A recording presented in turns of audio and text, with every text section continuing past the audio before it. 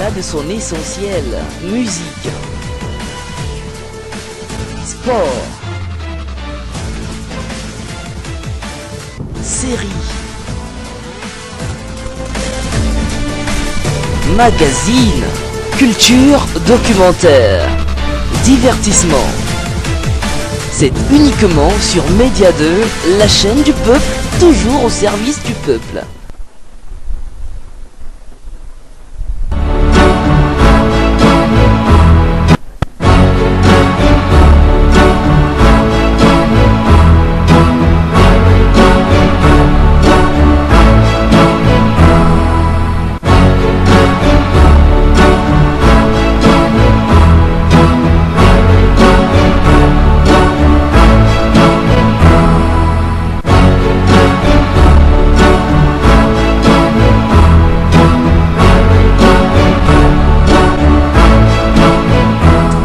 Au commencement était la parole, ce sont ces mots qui sont écrits dans le livre de vie.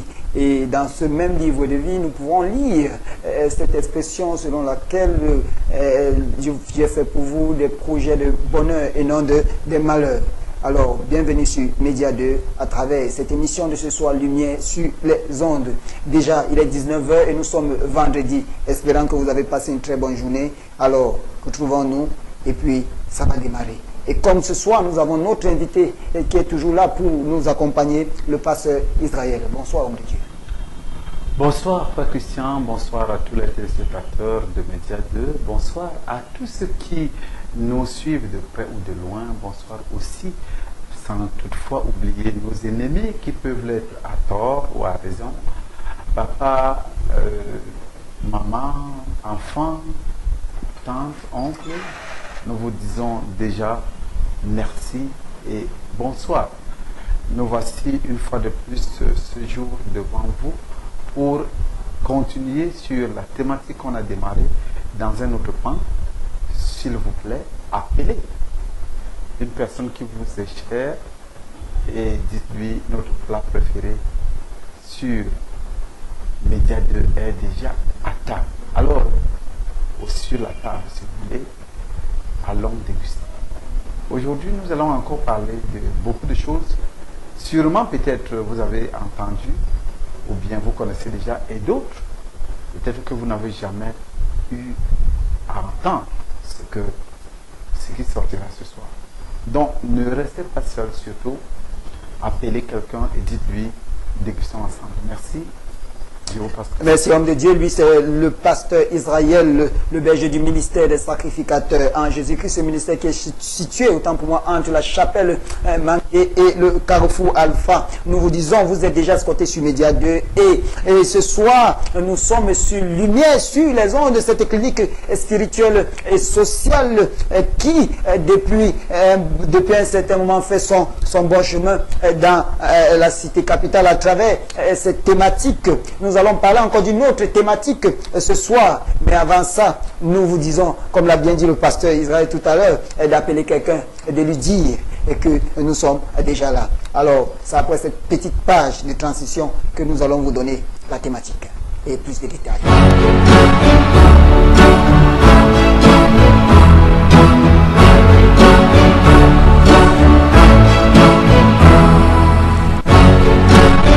Bonsoir et bienvenue à cette nouvelle émission de Lumière sur les ondes. Nous nous retrouvons chaque vendredi dès qu'il est déjà 19 h. Vous n'avez rien raté.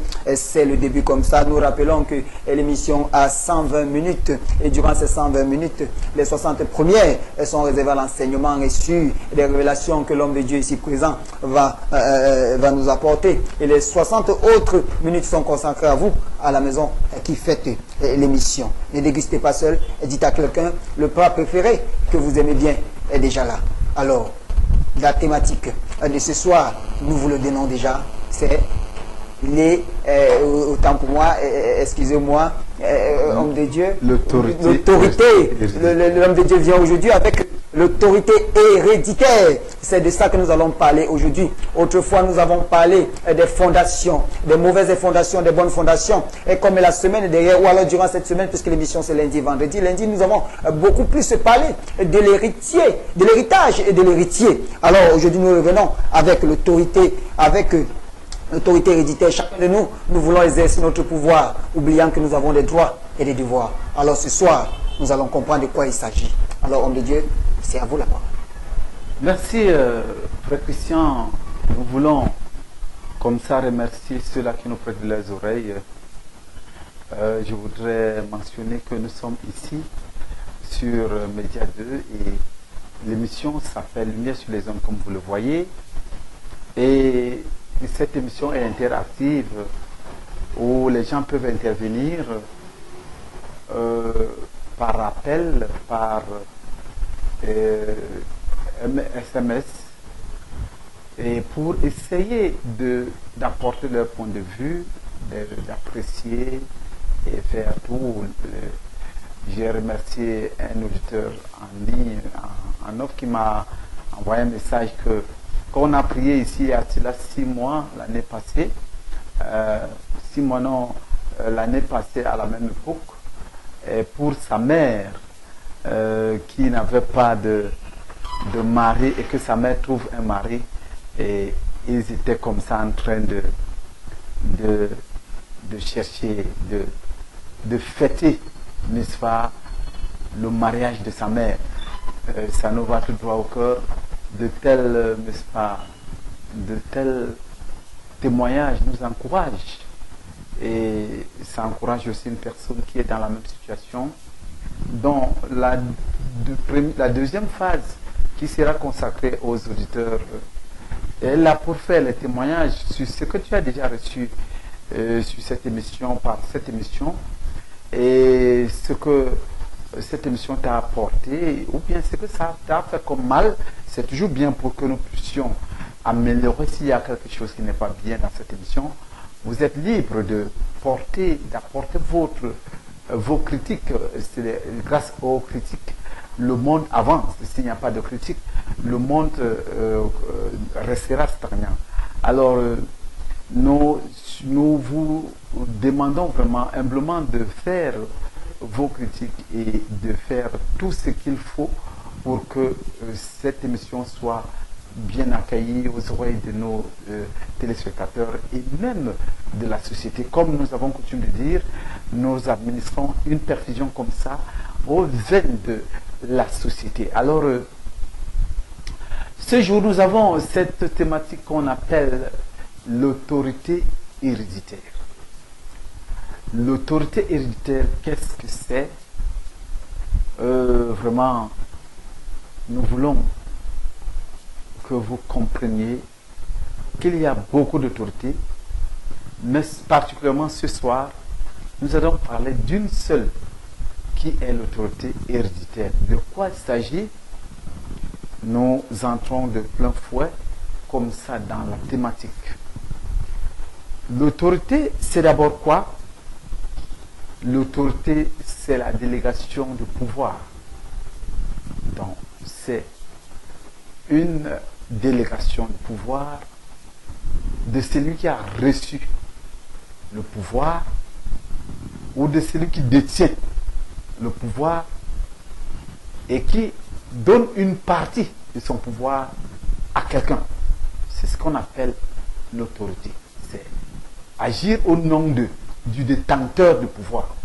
Celui qui agit au nom du détenteur du pouvoir s'appelle autorité. Vraiment, peut-être vous allez mal me comprendre, mais moi je vais vous dire cela comme ça, avec des termes un peu appropriés, bien personnels, pour que vous puissiez comprendre de quoi je vais parler ce soir. Alors, on a parlé dans l'émission aussi la semaine passée de l'héritage et de l'héritier. Alors, l'héritage, on a défini. Maintenant, nous allons parler de l'autorité de l'héritier. Ça veut dire que l'autorisation d'agir au nom d'eux. c'est une autorisation. Donc, c'est une partie de pouvoir qu'une personne a d'agir au nom de celui qui a reçu le grand pouvoir. Donc, quand on parle de l'autorité judiciaire, ça veut dire que ils ont une partie du pouvoir du président de la République qui a tous les pouvoirs qui lui ont été conférés par la population.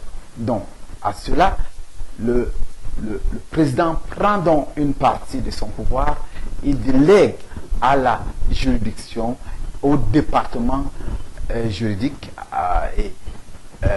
et lui dit, bon, toi tu vas agir en mon nom à cette place. Donc l'autorité, ça va donc aller d'une manière décroissante, je veux dire, jusqu'à arriver à l'autorité la plus basse, et ça part de l'autorité la plus haute jusqu'à l'autorité la plus basse.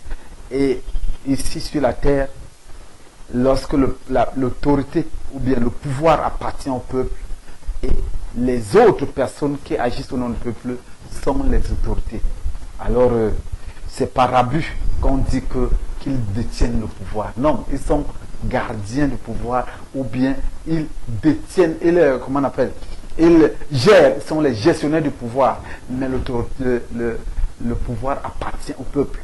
Voici, je suis arrivé là où je voulais vraiment arriver. Alors, l'autorité héréditaire, de quoi il s'agit? Il s'agit ici d'une autorisation que l'héritier obtient de la part du testataire. Alors, celui-là n'a plus d'autre chose. Il agit comme si le testateur était vivant. Comme si le testateur était, c'est lui-même qui agissait. Alors, face à cela, l'autorité est soumise à beaucoup de contraintes et il a aussi beaucoup d'avantages, beaucoup de droits et même aussi beaucoup de devoirs. Parce que l'hérédité se succède, donc ça se transmet. Tu ne peux pas avoir l'héritage, je veux dire, et tu dis que c'est pour toi. Non, c'est pour toi pendant un temps et tu es appelé à donner, à passer le témoin à un autre héritier quand toi tu ne seras plus. C'est là où beaucoup d'entre nous chavirons. Nous chavirons là à ce niveau parce que lorsque tu as déjà le terrain que ton père t'a laissé ou la maison, tu jettes ça comme s'il n'y a plus une personne après toi, il n'y aura plus une autre personne qui pourra être détenteur, qui pourra être propriétaire ou bien héritier, je veux dire, de cet héritage. Alors tu fais tout à ta guise sans tenir compte de ceux qui vont venir hériter. Quel héritage tu vas leur laisser? Alors, ça, c'est la grosse question à laquelle nous allons répondre ce soir. Quel héritage l'héritier va laisser au prochain héritier? C'est ça. Nous allons trop nous appesantir dans cette phase, parce que nous allons trop nous approfondir dans cette phase, parce que beaucoup de choses se passent à ce niveau qui parfois laissent des problèmes à la génération qui est future, aux prochains héritiers de l'héritage. Permettez, je place bien mes mots. S'il m'arrive d'expliquer pourquoi je dis l'héritier de l'héritage, je vous dirai pourquoi. Mais je ne suis pas là pour un débat philosophique où il faut que je détaille tout. Mais ce que je veux faire, c'est que l'opinion publique ou bien la société puisse recevoir quand même quelque chose de ce que moi aussi j'ai reçu. Alors, l'héritier a une puissance de décision, a une autorité, une autorisation de prendre les décisions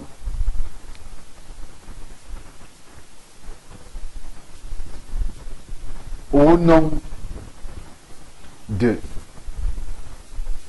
testateur ou bien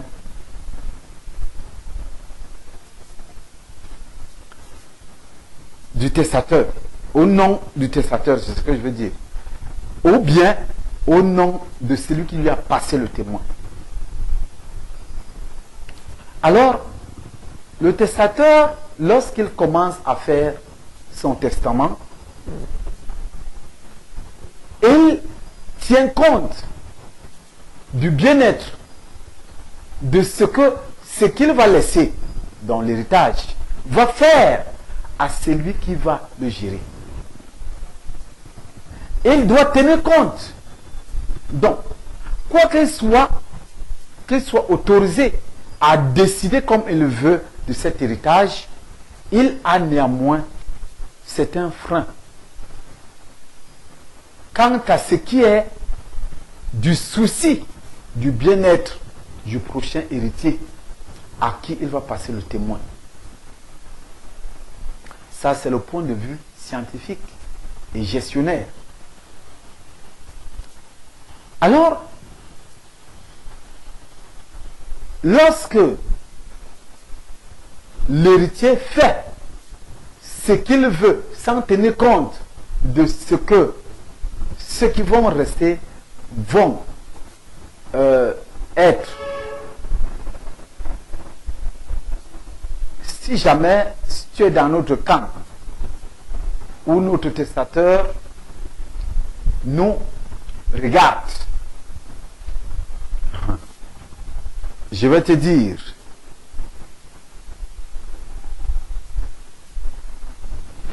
tu seras puni. Parce que ce que Dieu a laissé aux héritiers, ce n'est pas pour le présent. C'est jusqu'à l'éternité, jusqu'à ce que la terre finisse. Donc, l'héritier, un bon héritier, je veux dire, va tenir compte, doit tenir compte de ce que les autres vont subir dans sa manière de gérer. Je vais donc voir. L'héritier peut donc détruire l'avenir de cet héritier, des prochains héritiers. Il peut détruire leur avenir. Pourquoi? Parce que lorsque tu gères mal, comme si tu étais seul, après toi c'est le déluge, je vais te dire, pour nous qui croyons que si tu gères mal, tu seras puni, tu es déjà puni. Tu seras déjà dans la souffrance éternelle. Souvenez-vous, il y a deux éternités. Il y a le bonheur éternel et la souffrance éternelle, ou le malheur éternel. Pour toi qui as géré sans tenir compte de ce que les prochains héritiers vont subir, tu es déjà en enfer. Tu es déjà en enfer parce que nous devons rendre compte de la gestion de l'héritage que Dieu nous a donné. C'est pourquoi vous pouvez voir Jésus-Christ dans le chapitre 17 de Jean, il dit: tout ce que tu m'as donné, Père, personne ne s'est égaré, sauf l'enfant de la perdition. Donc, c'est le compte qu'il rendait comme ça, étant sur terre à son Père. prenant à témoin lui-même le Père. En lui disant, toi-même tu sais que j'ai fait tout pour que je ne perde personne. Perdre quelqu'un, c'est quoi? Induire quelqu'un en erreur. Faire à ce qu'une personne peut subir. C'est le perdre. Alors, égarer quelqu'un consciemment ou inconsciemment, parfois inconsciemment, c'est le perdre toujours. Donc, Jésus-Christ rendait compte ici de ce qu'il a fait. Et il témoignait par lui-même parce qu'il était sûr qu'il n'a laissé aucun mauvais héritage à nous qui sommes ses co-héritiers. Je veux dire, les prochains héritiers sont tes co-héritiers. Les prochains héritiers de l'héritage que tu gères maintenant sont appelés tes co-héritiers. Comme Jésus-Christ est notre co-héritier. Et nous aussi, nous avons les co-héritiers présents et nous avons les co-héritiers futurs qui ne sont même pas encore nés. Alors, pourquoi je parle de l'autorité là, et je commence par ce pan. Je commence par ce pan parce que il y a les gens qui ont géré des puissances. Les puissances qui les ont rendus riches. Mais en vendant la richesse de leur postérité. En vendant le bien-être de toute la famille. En laissant derrière eux, derrière elles, je dis bien les personnes, le malheur pour toute leur famille. C'est ce qu'on appelle la malédiction familiale ou encore les mauvais héritages ou les mauvaises fondations. Il y a eu des gens dans cette république qui se servaient des puissances pour manipuler la conscience des autres. Même si tu ne voulais pas lui donner quelque chose, tu étais obligé de lui donner. Comme actuellement. Les gens partent voir les marabouts pour prendre des puissances et manipuler les autorités en vue d'obtenir des postes de faveur ou bien certaines faveurs. Oui, ils arrivent parfois à les obtenir. Ils sont à l'aise. Ils se disent, voilà, le marabout est puissant. Le marabout aussi, lui, gagne aussi sa part. Mais est-ce qu'ils se souviennent, est-ce qu'ils se soucient, je veux dire, de ce que leurs co-héritiers vont subir après? Alors, nous sommes aujourd'hui, par la puissance de ceux qui nous ont, l'autorité que nos prédécesseurs ont géré, et nous ont plongé dans la merde. Je vais dire, je ne voudrais pas citer le nom de certains gérants, dans un pays africain, je préfère quand même dire ça, et il y avait un gérant qui avait vendu son pays pour 100 ans. Heureusement, le gérant là ne vit plus. Il avait vendu son pays à un autre pays européen pour 100 ans, juste pour maintenir son pouvoir.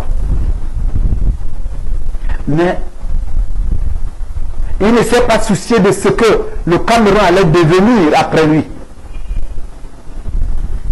Permettez, ce n'est pas le Cameroun, hein, vraiment. C'est venu quand même dans ma bouche, mais ce n'est pas le Cameroun. Mais après lui, ce pays, que je préfère taire le nom, a été plongé dans les sérieux problèmes économiques, les sérieux problèmes monétaires, où il fallait maintenant se rendre esclave pour essayer de sortir le pays du gouffre.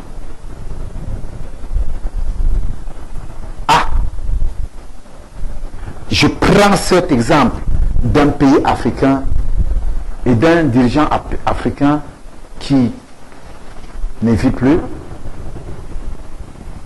Voilà. Et Et ça, là, ça fait aujourd'hui à ce que ce pays, les dirigeants sont dépassés à cause des activités menées par leurs prédécesseurs. Aujourd'hui, ils ne savent plus à quel sein se vouer. Oui, je dis bien, ils ne savent plus à quel sein se vouer. Dans un autre pays, là, c'était un pays européen. Alors même le dirigeant de ce pays est toujours mort. Et ils avaient pour langue officielle, ils avaient 2 langues officielles. Et ils avaient 2 parties. L'une des langues gouvernait l'autre partie, l'autre langue gouvernait l'autre partie. Et un jour, ils ont dit non, il ne faut pas que le pays soit divisé par la langue. Ils ont dit que ce pays doit s'unir.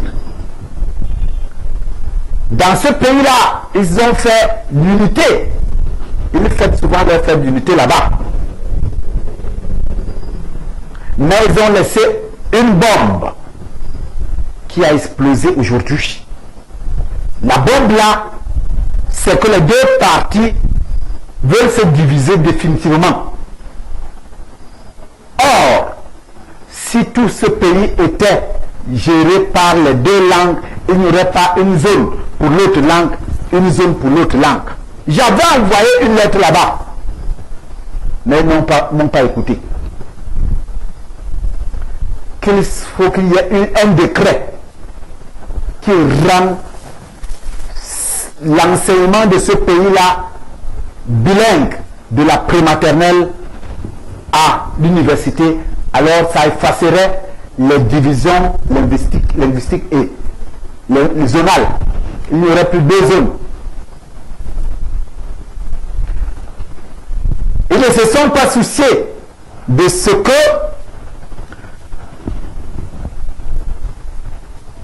les co-héritiers vont subir. Ils ont laissé cette bombe.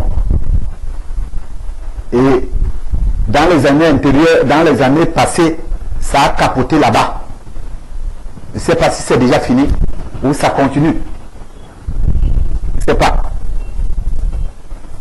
Mais je veux dire, les gens iront trop en enfer, ceux qui ont géré l'héritage. Ton degré d'enfer sera proportionnel à ton degré de gestion et à ton héritage. On n'achète pas le paradis, on n'achète pas le bien-être éternel. C'est par rapport à la gestion de la commission, à la réalisation de la commission que Dieu t'a donnée, que tu vas signer ton mandat de mort ou mandat de vie. Alors, gérons ce que nos parents nous ont laissé, gérons ce que les autorités précédentes nous ont laissé, sachant qu'il n'y a pas que nous ne sommes pas les seuls héritiers, il y aura aussi les héritiers après nous. Et qu'est-ce qu'on leur réserve? Je veux dire, jusqu'ici, que le pouvoir de l'héritier n'est pas absolu. Surtout dans notre camp, nous qui nous appelons disciples de Christ. Nous ne sommes pas les dirigeants absolus, les gestionnaires qui n'ont de compte à rendre à personne. Non. Notre pouvoir est limité par les comptes que nous devons rendre, par le rapport. Quel rapport nous devons présenter à celui qui nous a confié l'héritage? C'est ça qui fait ce que, oui, tu peux décider de maudire, oui, la malédiction va prendre corps. Mais est-ce que dans ta mission, Et à l'heure où tu étais en train de maudire, est-ce qu'il était nécessaire de maudire? Parce que tu auras les comptes à rendre. Oui. Ça, je peux te l'assurer. Tu auras les comptes à rendre. L'autorité, c'est cette autorisation qu'on t'a demandé de gérer. Même dans notre République, où nous savons le Cameroun, il y a les autorités militaires, l'autorité sécuritaire, l'autorité ministérielle, l'autorité préfectorale, l'autorité traditionnelle, l'autorité familiale même. Alors, quand la famille te désigne comme chef de famille, ou on te délègue, on te donne l'autorisation d'agir à leur nom, et que tu commences à agir comme si tu n'avais de compte à rendre à personne, tu es un mauvais gérant. Du point de vue disciplinaire, tu es un mauvais gérant. Et s'ils ont le pouvoir de te punir, ils peuvent te punir. Sauf s'ils n'en ont pas. Alors, maintenant, quant à ce qui est de l'extension de l'autorité de l'héritier que nous sommes, nous avons le pouvoir de décider sur la terre et même au ciel. Ce sera décidé comme ça. Oui. Oui, ça, je peux vous le dire. C'est dans Jean 20. Ça, dans Jean 20, vous allez trouver cela. Jean chapitre 20. Je vais vous donner le Jean chapitre 20.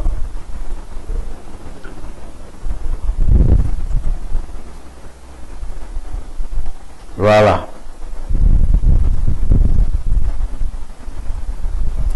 Voilà, très bien. Voilà.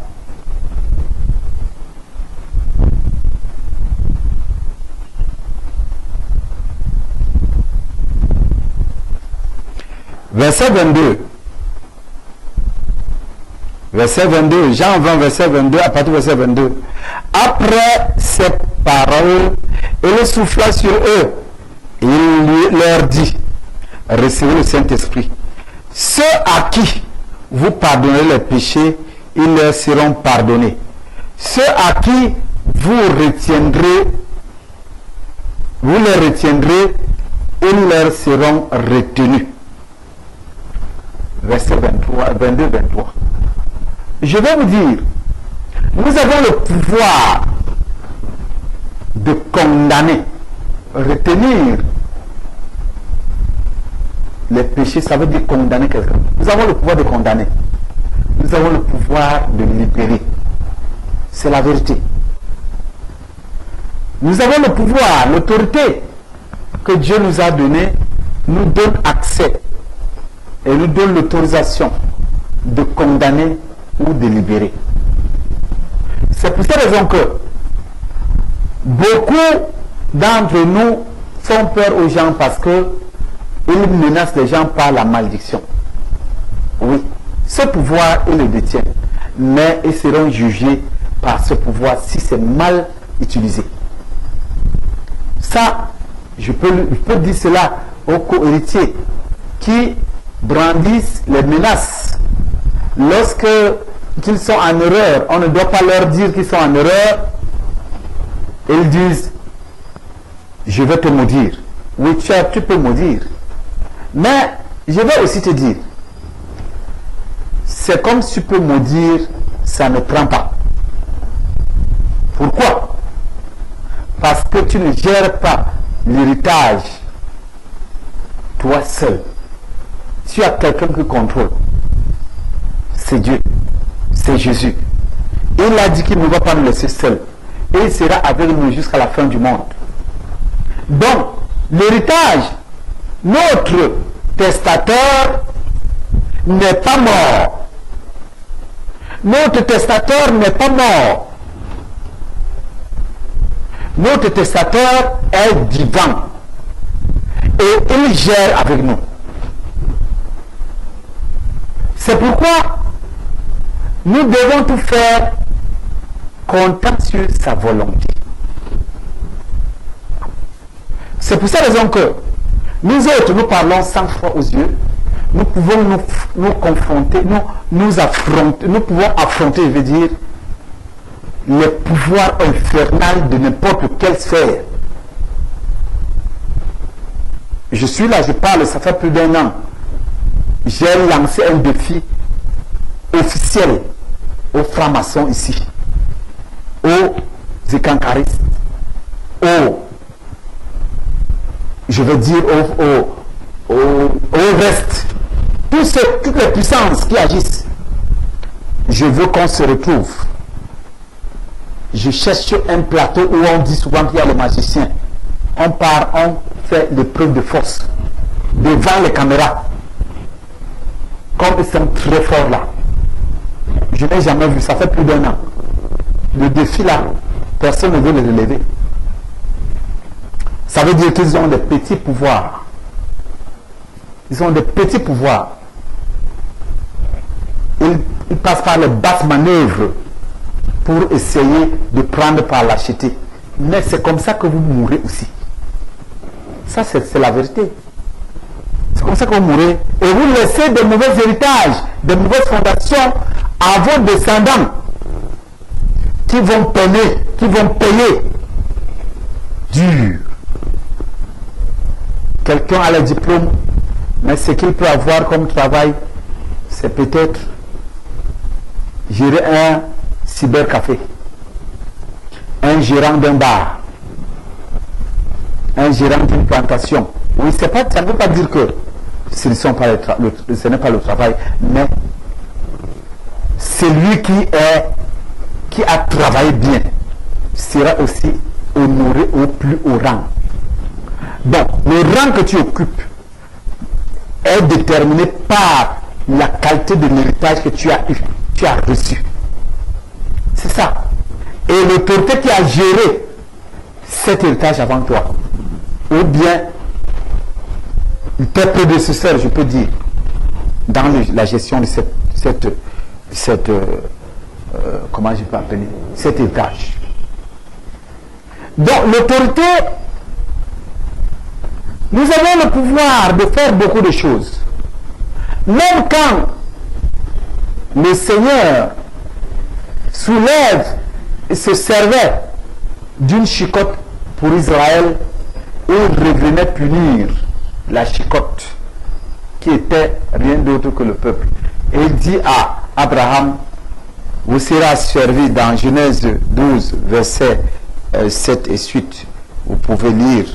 Il va dire que elle va asservir. Genèse 12, verset, je crois bien 10, à partir du verset 10, Genèse 12.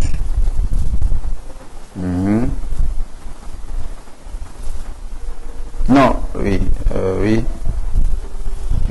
Non, pas Genèse 15, pardon. Genèse 15, s'il vous plaît. J'ai donné un faux. Genèse 15, verset à partir du verset 14.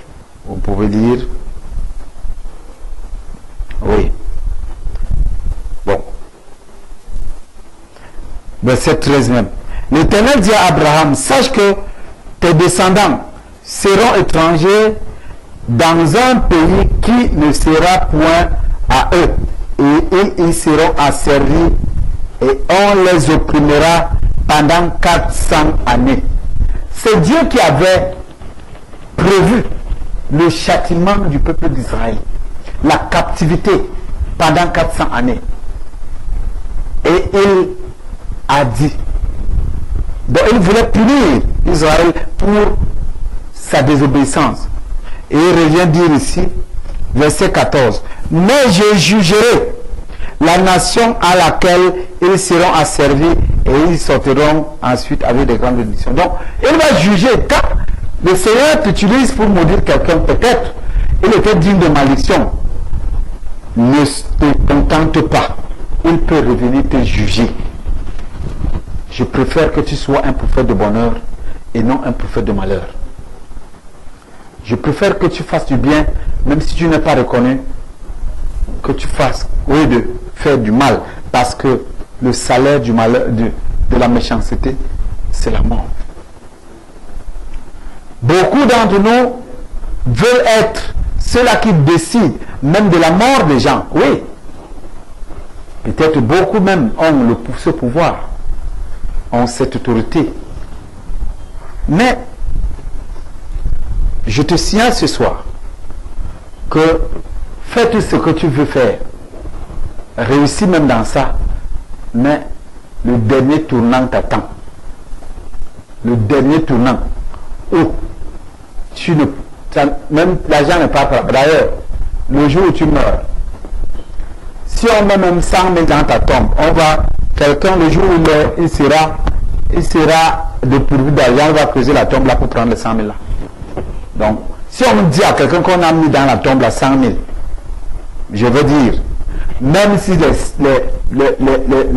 les siècles finissent, on va déterrer la tombe là un jour pour prendre les 100 000 là. Personne ne peut mettre l'argent dans la tombe et laisser ça là-bas. On va filer prendre ça. Comme tu n'iras donc pas avec l'argent, devant Dieu, tu ne pourras pas, d'ailleurs, même si tu partais avec l'argent, tu ne pourras pas le corrompre. Je vais te dire, ton autorité. Nous avons l'autorité d'agir au nom de Dieu dans tous les domaines de vie, physique et spirituelle. Nous pouvons condamner les maladies. Oui, les maladies sont condamnables parce que Dieu a dit qu'il n'y aura pas, que quelqu'un ne mourra pas avant son temps.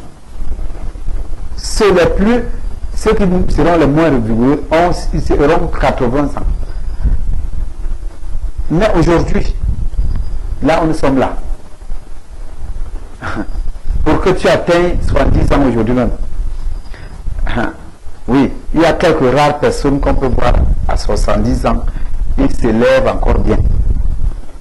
Mais la plupart d'entre nos prédécesseurs, avant d'atteindre 60 ans, quand tu penses que tu vas te lever, c'est comme si tu allais faire un match de 90 minutes ou plus.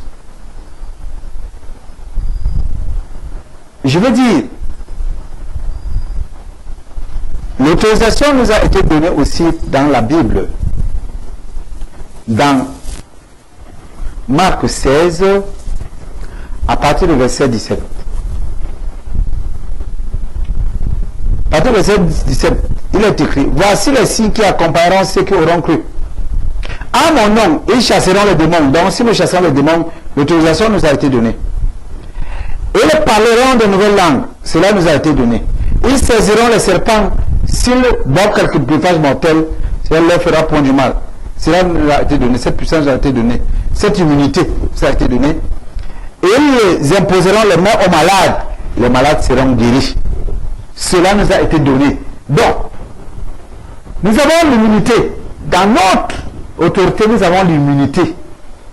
Que tu peux nous donner le poison n'agit pas. Oui, ça c'est la vérité. Tu peux nous donner le poison et le poison n'agit pas. C'est ça. Beaucoup ont déjà été empoisonnés. Moi-même j'ai été empoisonné. Et me voici encore aujourd'hui. Les gens me voient un peu, j'ai perdu le poids parce que je suis dans un long jeûne. Je suis aujourd'hui à 64 jours de jeûne. Bon, c'est pourquoi c'est pas que je suis malade, je suis pas malade. C'est pourquoi j'ai diminué un peu de poids. Donc, je suis à 64 jours de jeûne, je vais finir dans 6 jours. J'ai fait 70 jours cette année, par la grâce de Dieu. Bon, les gens vont dire, mais il a fané, il n'est plus comme non. C'est normal. C'est normal ce que je suis en train d'être. Bon, Mais ce n'est pas le poison qu'on m'a donné qui m'a fait maigrir. Hein? Non, ce n'est pas le poison. Je l'ai mangé et c'est eux-mêmes qui ont dit là-bas qu'ils m'ont déjà empoisonné 2 fois. Moi, je n'ai même pas senti que j'ai été empoisonné. Je n'ai même pas senti. Comme beaucoup d'entre les enfants et les fils de Dieu. Pas seulement, ce n'est pas parce que je suis pasteur. Non. Non, non, non. Loin de là. Ce n'est pas le titre du pasteur qui donne l'immunité. Il dit à tous ceux qui auront cru, à tous ceux qui auront cru. Là, l'immunité là est donnée à tous ceux qui croient. Croire alors, c'est ça qu'il faut savoir, comment croire. Voilà, c'est ça. Nous avons l'immunité que le serpent ne peut pas nous mordre. Je vais dire, un jour nous étions au village. Même ma femme a eu ça la dernière fois. Moi-même j'ai eu ça. Le serpent est venu tomber sur moi, sur le lit. Et j'étais couché, je sens comment quelque chose est tombé sur moi, c'est trop glacé. Vraiment, j'ai sursauté, mais le serpent, je l'ai tué, il ne m'a pas mordu. Tout récemment aussi, ma femme m'a dit aussi là-bas qu'ils étaient assis, elle était assise, elle était au lit aussi. Le serpent est tombé sur elle. Et le serpent ne l'a pas mordu. Donc, je vais dire que le serpent, tu peux l'arrêter aussi, il ne te mord pas. Cette immunité, tu l'as. Tu peux boire, mais tu peux aussi chasser les démons, tu peux guérir les maladies. La maladie, j'ai reçu l'autorité de chasser les démons même. Quel que soit le type de démon, je peux le chasser. Alors, cette autorisation, je l'ai eue. Je peux marcher sur les scorpions, sur les serpents. Rien ne pourra me nuire. Ah oui, c'est ça. Je vais aussi te lire Exode 23, à partir du verset 24. Exode 23. L'autorité, l'immunité, ce qui est à nous dans notre service, qui est à notre service. Verset 24. Exode 23, verset 24. Je vais te lire ça. Tu ne te procéderas pas. Tu ne serviras pour bon. Voilà. Verset. Voilà, verset 22. Mais si tu écoutes sa voix, dans la voix de l'ange, je n'ai pas commencé pour la lecture, et si tu fais tout ce que je te dirai, je serai l'ennemi de tes ennemis et l'adversaire de tes adversaires. Là, comprends ça. Comprends que je serai l'ennemi de mes ennemis et l'adversaire de mes adversaires. Oui, pour tous ceux qui nous appellent, qui nous supportent un peu, il leur reste seulement 3 minutes. Ils vont commencer leurs appels et qu'ils patientent un peu. Qu'ils patientent, il me reste seulement 3 minutes. Je vais finir à temps. Et la phase d'intervention téléphonique par voie d'SMS ou par voie d'appel va commencer. Donc, là où je suis là, si elle te dit que si tu es mon ennemi, tu es l'ennemi de Dieu. Cette autorisation m'a été donnée et m'a été confiée. Je peux donc te qualifier, toi qui es mon ennemi, comme étant l'ennemi de l'Éternel. Donc la maladie étant l'ennemi de l'Éternel, il n'aura qu'à vider le plancher. Elle n'aura qu'à vider le plancher pour laisser place à la santé, qui est le pain des enfants. Alors, toutes sortes de blocages, les blocages et tout, Dieu n'a pas créé que nous serons bloqués, mais lorsque nous ne sommes pas vraiment, nous n'avons pas eu un bon héritage, nous pouvons marcher de blocage en blocage. Dans le foyer, nous sommes bloqués. Dans les affaires, notre marche conjugale, nous sommes bloqués. Dans la postérité, nous sommes bloqués.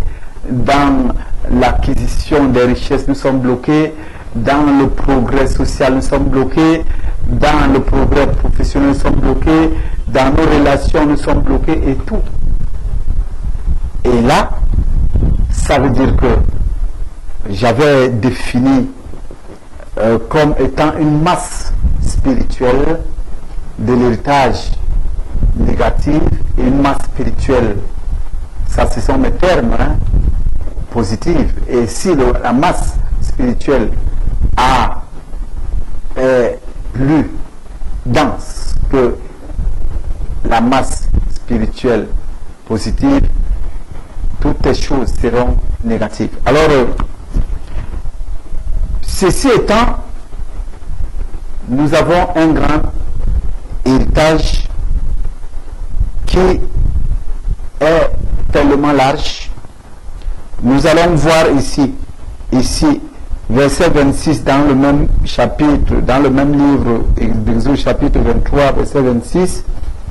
Il n'y aura dans ton pays ni femme qui avorte, ni femme stérile. Je remplirai le nombre de tes jours. Alors, s'il y a les avortements, ça ne vient pas de Dieu. Ça veut dire que l'héritage que tu as reçu a des dettes spirituelles qui demandent le sang. Alors, si tu avortes, que ce n'est pas toi-même qui provoque, et il y a d'autres qui provoquent les avortements, j'ai trop pitié de vous. J'ai trop pitié parce que il te faudra beaucoup travailler.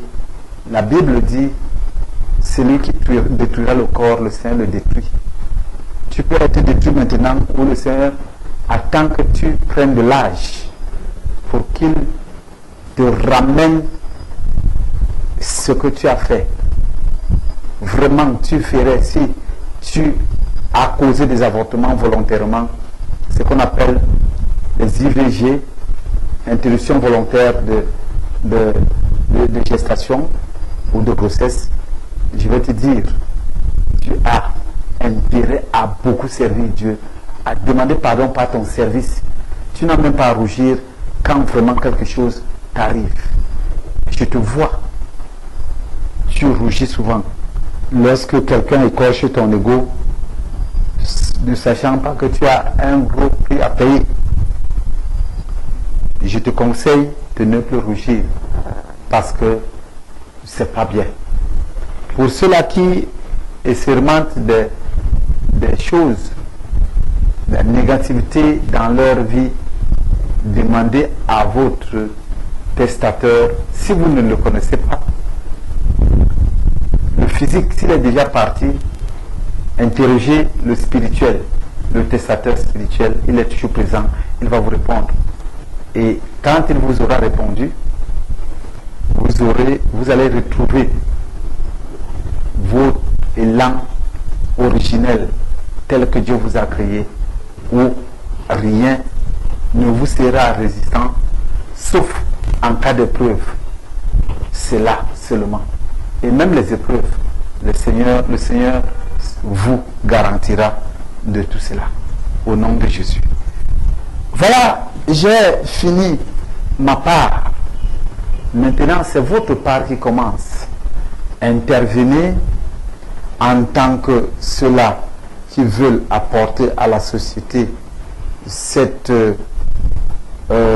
perfusion qui vous qualifie de fils parce que le fils a le désir de donner. Et vous savez, si quand vous êtes un enfant, vous ne voulez que recevoir. Comme Paul le dit, aussi longtemps que l'héritier demeure enfant, il ne diffère en rien d'un esclave. Donc, comme tu n'es pas esclave, je le sais, tu devras donc dorénavant donner vie à ceux-là qui sont tes co-héritiers, qui vont venir dans l'héritage que tu gères maintenant. Ils seront là et tu as des comptes à leur rendre. Tu as vraiment des comptes à leur rendre et tu vas voir que le Seigneur va te qualifier de fils et après, tu seras le Dieu. Tu seras un Dieu. Comme il a dit que nous sommes des dieux. Tu seras Dieu et le reste te sera donné. Merci. Pour le moment, je m'arrête là.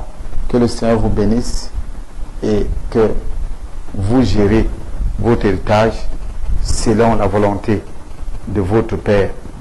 Et il vous sera vraiment gré. Il vous remerciera pour tout ce que vous êtes en train de faire et que vous serez en train de faire. Merci. Jusque-là, portez-vous bien. Merci. Voilà, nous remercions l'homme de Dieu qui nous venons encore de sa présence ici ce soir, dans ce studio de Média 2. Nous vous disons, vous êtes en direct de Média 2 et l'émission sur l'émission autant pour moi de lumière sur les ondes, et la thématique de ce soir c'est l'autorité héréditaire. Alors nous disons, le standard est déjà ouvert, vous pouvez réagir en appelant ou bien par SMS au 674 90 05 14 ou alors 694 99 77 04. Pour tous ceux-là qui essaieraient de nous joindre lorsque l'homme de Dieu est en train d'enseigner, si je peux dire ainsi, ou alors de partager, c'est l'heure. Vous pouvez déjà appeler, vous pouvez, excusez-moi la tautologie, appeler sur la thématique qui est en train d'être détaillée, ou alors sur les thématiques qui sont déjà passées. Vous pouvez apporter des témoignages, vous pouvez apporter votre expertise, parce que si nous partageons, vous pouvez même faire une demande de prière concernant la situation que vous êtes en train de traverser ou en train de vivre. L'homme de Dieu ici présent est là pour tout cela. Alors, l'homme de Dieu est en train de détailler son expertise sur la question de l'autorité héréditaire. Alors, homme de Dieu, dans votre définition de l'autorité, on peut dans ça déceler une différence ou alors une ressemblance en ce qui concerne aussi le pouvoir et la puissance. Non. La puissance, c'est l'énergie. C'est l'énergie dégagée par quelque chose qui peut modifier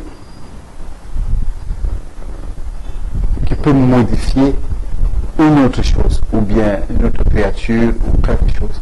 Ce qu'on appelle énergie. Donc la puissance, c'est une énergie. Donc c'est une force, si vous voulez. Mais le pouvoir, c'est une autorisation du grand ensemble qui donne à quelqu'un de gérer. Chacun a une partie du pouvoir. Et quand on rassemble ça, on donne à quelqu'un de gérer. C'est là on parle du pouvoir. Donc sa volonté. Vous voyez, c'est l'ensemble des volontés de choisir quelqu'un qui gère leur pouvoir. C'est ça qu'on appelle le pouvoir. Ou qui gère leur décision. Qui décide à leur place. Voilà. C'est ça le mot. C'est le pouvoir. C'est le pouvoir est l'autorisation de décider au nom d'un grand nombre. Maintenant, l'autorité est cette tranche de pouvoir que celui qui a reçu le pouvoir de décider donne donc à quelqu'un une tranche dans le pouvoir qu'il a reçu. Il prend donc une part et donne à quelqu'un de gérer. Il décide, mais il est limité parce qu'il y a certaines choses, il ne pourra pas décider sans voir celui qui a l'autorité suprême. Qui est l'autorité suprême, qui est synonyme de détenteur du vrai pouvoir. C'est ça. Donc ici, c'est l'autorisation que lui donne l'autorité mandatée par le grand ensemble. Comme Dieu, il est l'ensemble de toute la création. Il gère le pouvoir de l'ensemble de toute la création. C'est ça. Et maintenant, il peut donner ça. Il peut donner l'autorité. On a parlé de l'autorité spirituelle. Il peut donc donner ça à un pasteur, à un enfant de Dieu, à un fils de Dieu, de gérer dans un domaine, dans une dans une affaire, dans un domaine quelconque.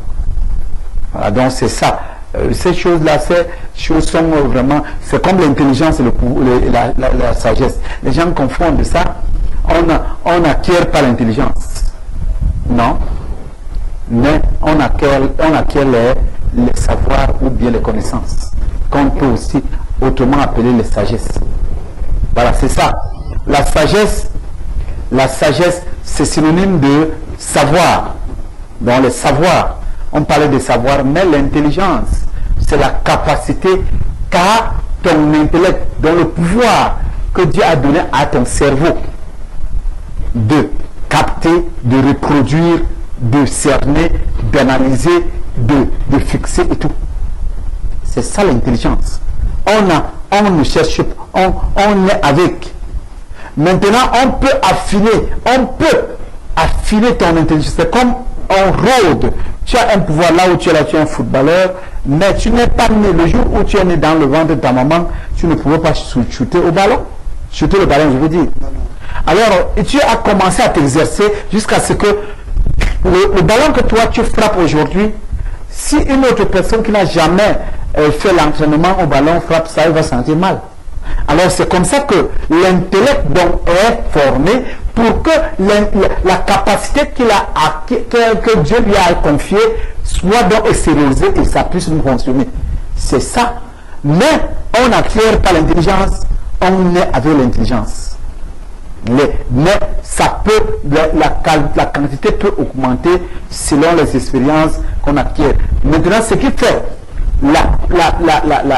l'intelligence, ce qui est l'expression de l'intelligence, c'est la capacité, c'est la quantité de savoir emmagasiner et reproduite par cette intelligence-là. C'est ça qu'on appelle le savoir. C'est ça qui manifeste. Donc, c'est là où tu peux comprendre que cette personne a une grande intelligence, cette personne a une intelligence moyenne, d'autres n'ont même pas. Quand on dit que quelqu'un n'a pas d'intelligence, c'est un peu aberrant. C'est très péjoratif. Et chaque personne a une intelligence, mais ça dépend de comment cette intelligence a été entraînée, ça a été un peu, et ça s'exerce, et ainsi de suite. Merci. Alors, homme de Dieu, cette autorité-là, c'est un peu comme un mandat. Voilà, je pense que tu as trouvé le mot, c'est un mandataire. Bon, mais même, je ne vais pas dire que mandataire, ça se confond un peu avec le détenteur de pouvoir aussi, parce que les mandataires aussi, hein, c'est un mandataire, mais dans le niveau où quelqu'un physique, une personne physique, ou une personne qui est quelque part lui donne. Ce n'est pas l'ensemble. L'ensemble donne à quelqu'un de gérer et cette personne peut donc donner une portion. Mais celui qui a le détenteur de pouvoir, qui a le pouvoir, gère tous les domaines de la vie de ceux qui lui ont confié le pouvoir. Il gère tous les domaines. Mais maintenant, il peut donc déléguer. Donc, c'est les déléguer dans certains domaines, ce qu'on appelle les autorités. Voilà. Merci. Alors, vous avez mentionné cette autorité, puisque nous parlons de l'autorité héréditaire, qui a des avantages, des droits, des devoirs et des contraintes.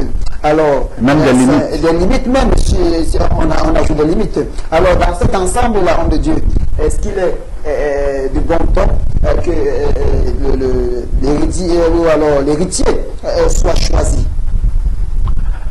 Voilà, très bien. Alors, cette autorité est donnée à l'aveuglette. Il y a un choix. J'ai parlé de l'héritage et de l'héritier ici, où, je vais dire, l'héritier ne devrait pas être choisi après la mort du testateur. Le testateur choisit l'héritier. Pourquoi? Par rapport à ses, comment on appelle ça, à ses propres critères. À ses propres critères où personne ne peut savoir. Par exemple, tu peux avoir tes enfants, tu dis l'autre est humain plus que l'autre. Et je préfère que c'est lui qui reste géré. Si c'est lui qui gère, tout le monde va bénéficier. Mais si c'est l'autre qui gère, personne ne va bénéficier. Ça va de soi, ça va vraiment de l'observation du testateur. C'est ça. Donc, c'est ça. C'est ça. Alors, homme de Dieu, merci pour ces explications. Donc, aussi maintenant, quant à ce qui est du spirituel, tout le monde hérite, que tu sois choisi ou non. Dès que tu es descendant de quelqu'un, tu hérites. Ça, les gens ne le savent pas. Je ne cesserai de le dire. Les gens, après la mort d'une personne, discutent les maisons, des voitures, de l'argent, des terrains. Mais ils ne voient pas, ils ne quantifient pas l'héritage spirituel de cette personne qui a laissé les biens physiques. Et ça les surprend.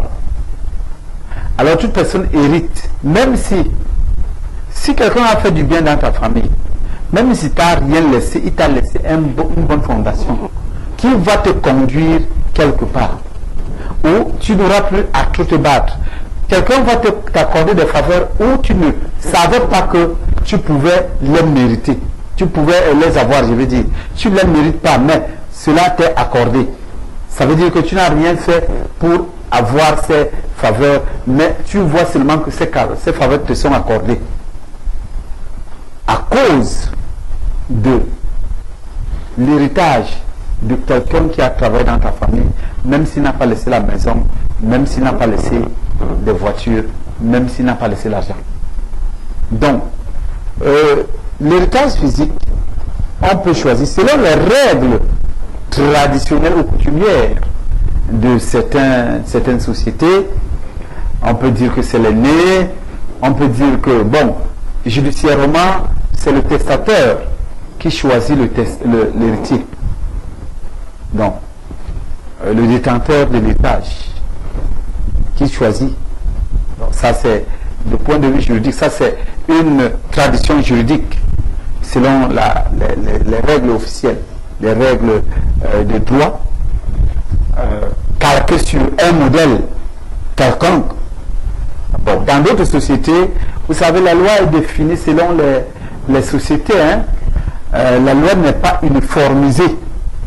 Je dis, la loi n'est pas, comment on appelle ça, universelle, je veux dire. Voilà, merci. La loi n'est pas universelle. La loi est relative aux sociétés, tenant compte des règles sociales de cette société, les coutumes de cette société, des hommes, des époques et des situations. Donc ça, les lois qui sont votées à l'Assemblée nationale, par exemple notre pays, c'est par rapport à la situation dans laquelle nous nous trouvons, par rapport comment on appelle ça, aux pressions, ou bien à l'état de la société, à la psychologie, et bien même aux conditions, et même à la pression que nous subissons. Donc, les lois vont changer, et lorsque c'est déjà voté, ça marche aussi longtemps que ce n'est pas encore abrogé. C'est ça. Mais les hommes qui font les lois peuvent les abroger à tout moment. À tout moment, il suffit que les règles de l'art soient respectées, les lois seront abrogées. C'est ça. Voilà, donc, qu'est-ce que je veux dire? Je veux dire, l'héritage, comme tu disais, est-ce qu'on choisit l'héritage? Oui, dans certaines sociétés, selon les règles de cette société, tu peux choisir, mais dans le spirituel, que tu choisisses ou non, d'abord dans le spirituel, je ne suis même pas sûr que ça se choisit. Déjà, tous les descendants héritent. Que ce soit du bon héritage, que ce soit du mauvais, vous héritez quand même. Homme de Dieu, je posais cette question pour vous demander, et vous dire, nous l'avons constaté, surtout du côté de nos frères de l'Ouest. Nous pouvons regarder ça souvent lorsque nous sommes scotchés sur nos télévisions et nous regardons les séries, comment l'héritage... On peut arrêter l'héritier. On va arrêter l'héritier. Est-ce que c'est possible de refuser? Ah, oui, c'est possible de refuser. C'est possible de refuser. Dans l'État, parce que là, c'est un gérant de biens. Je veux déjà dire, tous les enfants sont gérants de biens. Mais tu peux refuser. Tu peux refuser le physique, mais tu ne peux jamais refuser le spirituel. Tu ne peux pas.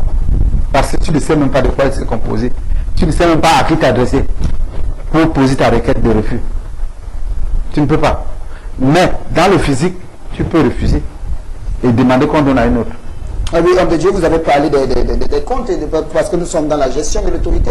Parce qu'en suivant vos explications, il est question de la gestion de l'autorité. Et quant à celui-là, parce que nous sommes sous un fait, celui-là qui refuse cette gestion-là, alors il y a les conséquences lorsqu'il a accepté cela involontairement.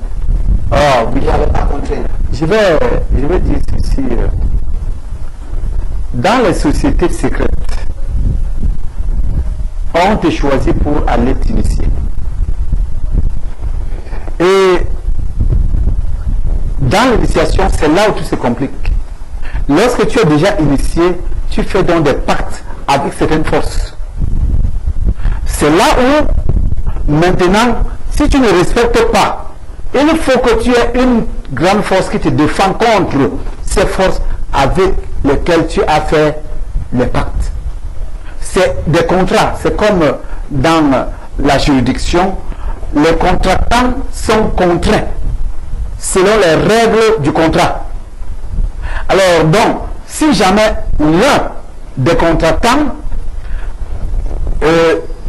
désiste, il aura causé du tort à l'autre qui peut revendiquer la réparation du préjudice causé. C'est ça. Qui peut revendiquer ça. Donc, ce qui fait que lorsque tu es entré déjà dans leur société, tu as fait l'initiation.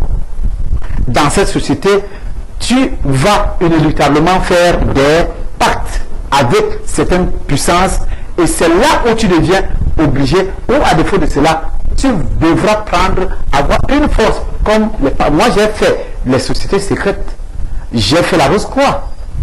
Mais quand j'ai croisé Jésus-Christ, alors Jésus-Christ étant plus fort qu'eux, il ne peut plus rien me faire. C'est ça le problème. Donc, voici en quelque sorte un exemple palpable. Je suis l'exemple palpable. Je lance le défi à tout Jésus-Christien, quel que soit le niveau qu'il soit, c'est peut venir m'atteindre. Voilà, ça je suis là.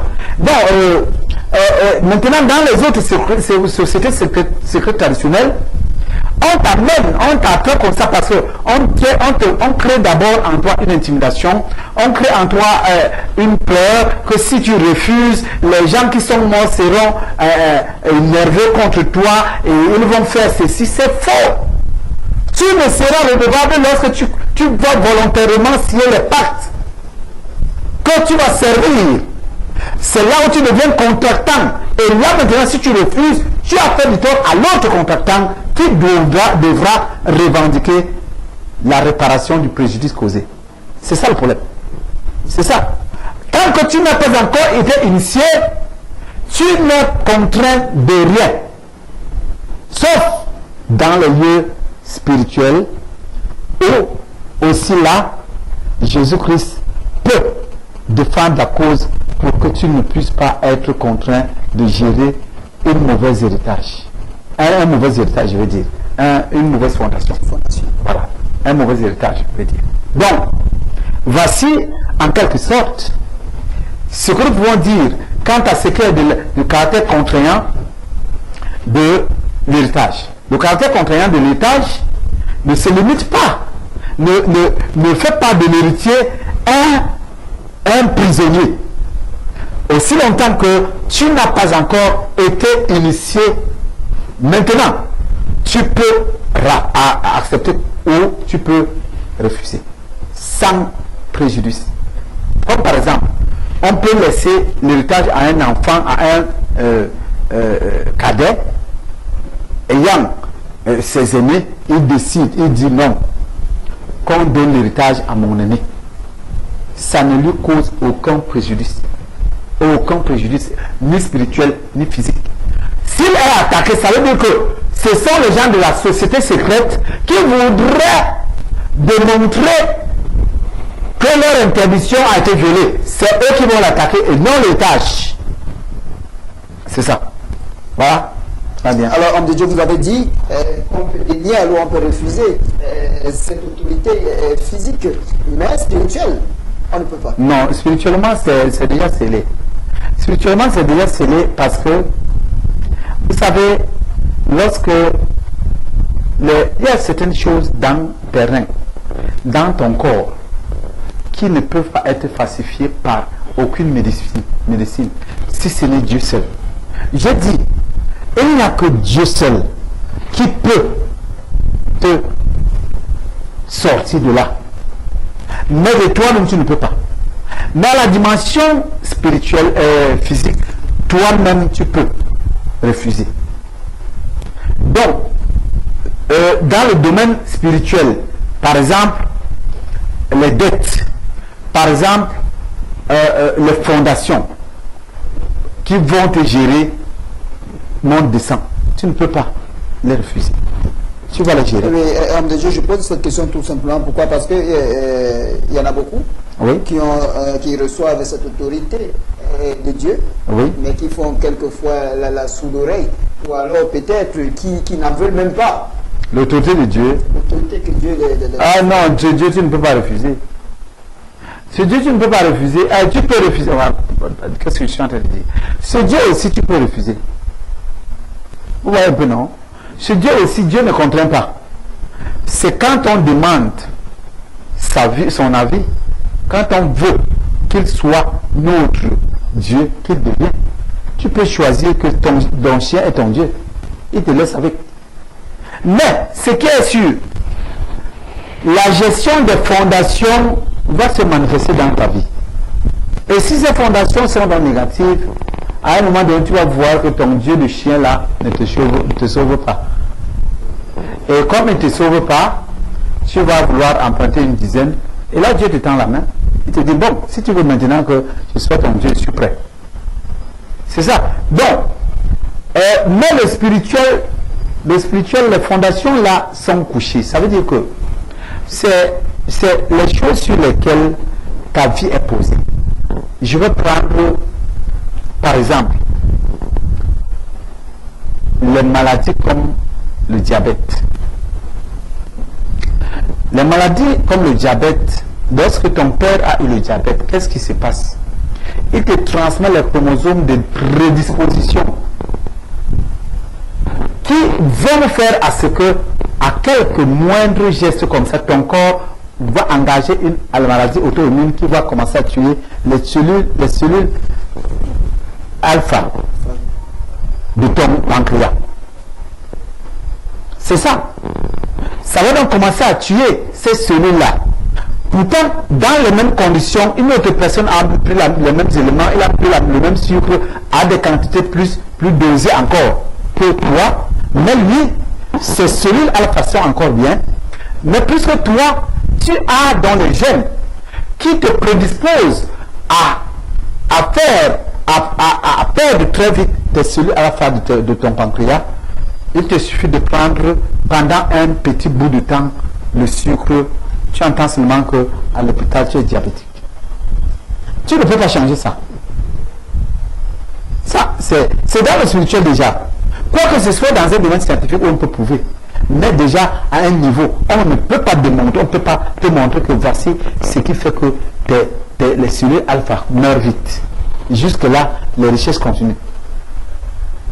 Donc, je parle seulement de ce domaine scientifique qui est déjà proche du spirituel. Et alors, dans le monde spirituel, c'est encore plus vaste que ce plus petit domaine. Je vais par exemple te donner les chromosomes du mongolisme, ou bien du gigantisme, ou bien du nanisme. Ça, ce sont des maladies héréditaires. Les maladies qui relèvent de l'aspect génétique, où tu ne peux rien faire. Aucune médecine ne peut enlever sur toi les gènes du nanisme. Par exemple, si tu as les gènes que tu dois être nain, on dit que non, on doit te transmettre la taille. Non, tu ne pourras jamais. Les gènes du mongolisme, ça agit directement dans le cerveau. Il n'y a aucune médecine qui a pu réussir à les enlever de ton corps. Nous avons les gènes de gigantisme. Vous allez voir que les gens qui sont gigantesques, qui sont costauds, gros et lancés, vont faire les enfants qui seront du même gabarit.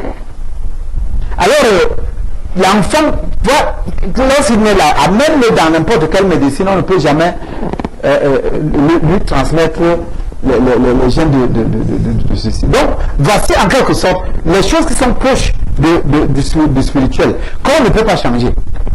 Ça, c'est l'héritage. Si à ce niveau seulement de la science, on peut comprendre que certains gènes sont irréversibles dans ton corps, on ne peut pas les changer, ça veut dire que le domaine spirituel qui est encore très loin et vaste, très profond, a des choses qui ne peuvent être changées, modifiées que par Dieu lui-même.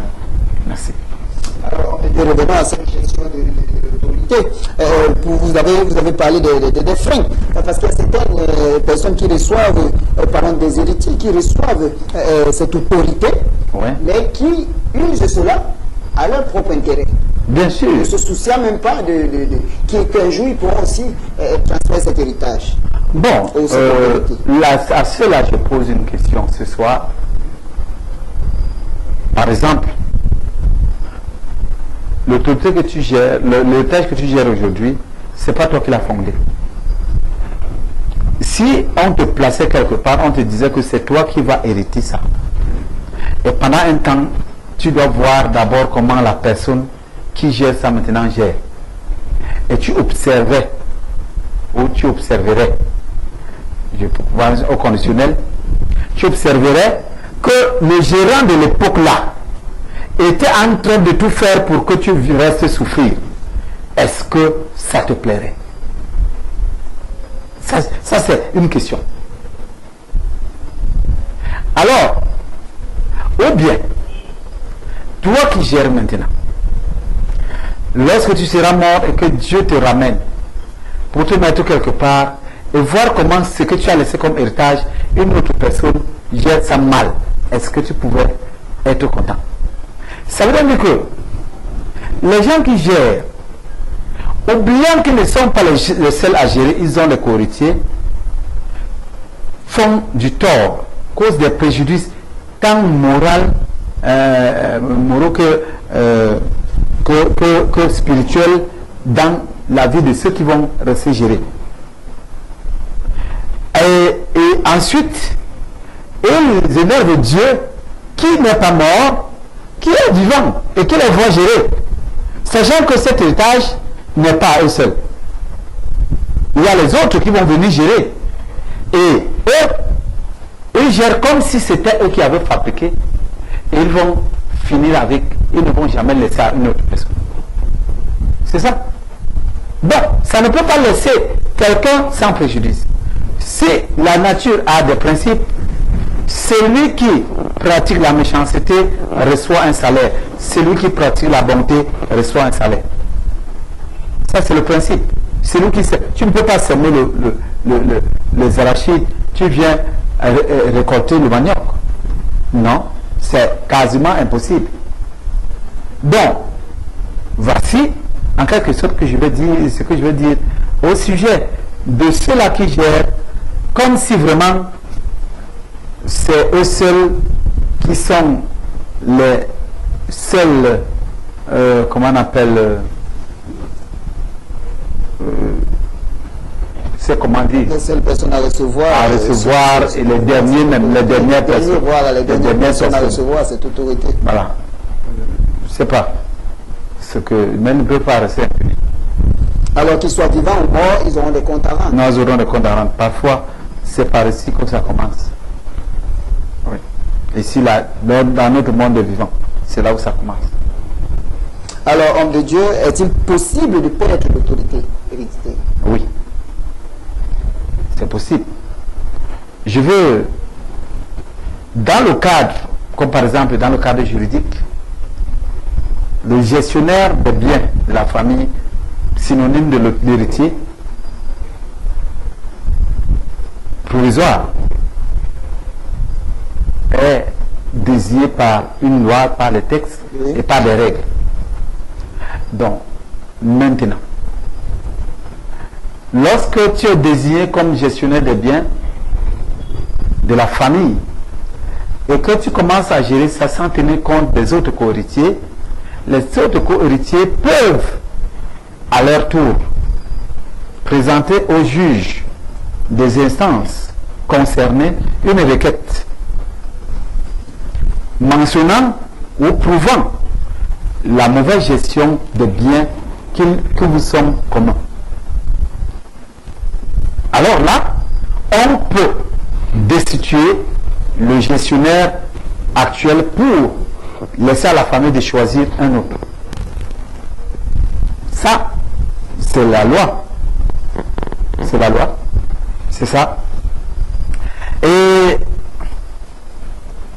maintenant, Dieu lui-même fait aussi certaines choses.